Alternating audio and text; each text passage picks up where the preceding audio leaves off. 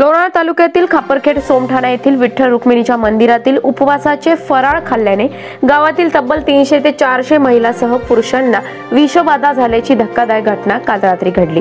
त्यापैकी अनेकांची प्रकृती चिंताजनक आहे।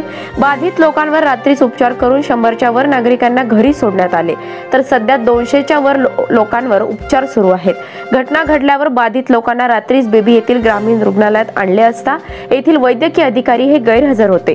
त्यामुळे पोलीस व महसूल प्रशासनाने परिसरातील खासगी डॉक्टरांना वैद्यकीय उपचारासाठी पाचारण केले। पहिले नंतर संडास लागली, आता येतो कशामुळे झालं ते मंदिरात मी फराळाचा खाल्ला होता। बगर काय कार्यक्रम काय होता? देवाचा भंडारा होता। अच्छा, तर बगर खाल्ला सर्व गावाला झालं। अगदी सप्ताह होता काय होतं ते सांगा। प्रसाद वाटप करण्यात आले होते। हा प्रसाद खाल्ल्यानंतरही काही वेळातच लोकांना प्रचंड वेदना आणि त्रास होण्यास सुरुवात झाली। अनेकांना उलट्या, मळमळ, संडासचा त्रास झाला।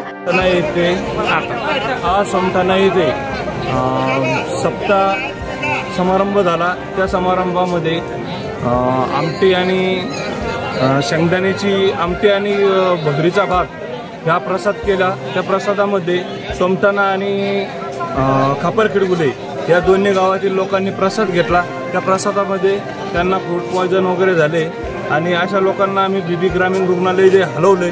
त्या ग्रामीण रुग्णालयामध्ये डॉक्टरचे अपुरे असल्या कारणाने इथे हलगर्जीपणा दिसून आला आहे। त्यामुळे बाहेरील काही डॉक्टर लोक इथे हजर राहून यांनी तात्काळ इथं मदत केली आणि बाहेरील डॉक्टर लोक सुद्धा इथे येऊन सहकार्य केले।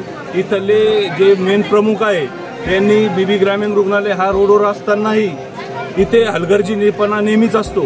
इथे एक डॉक्टर हजर नव्हता, फक्त नर्स वगैरे एक स्टॉप नर्स वगैरे होते।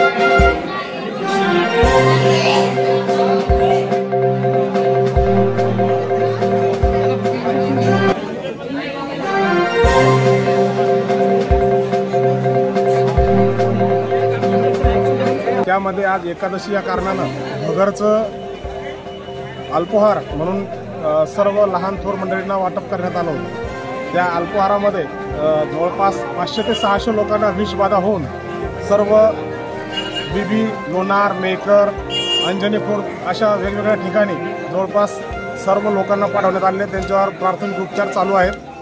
काही मेडिसिन सुद्धा अपुरी पडत आहे। डॉक्टर लोकांनी तेवढं सहकार्य करावं।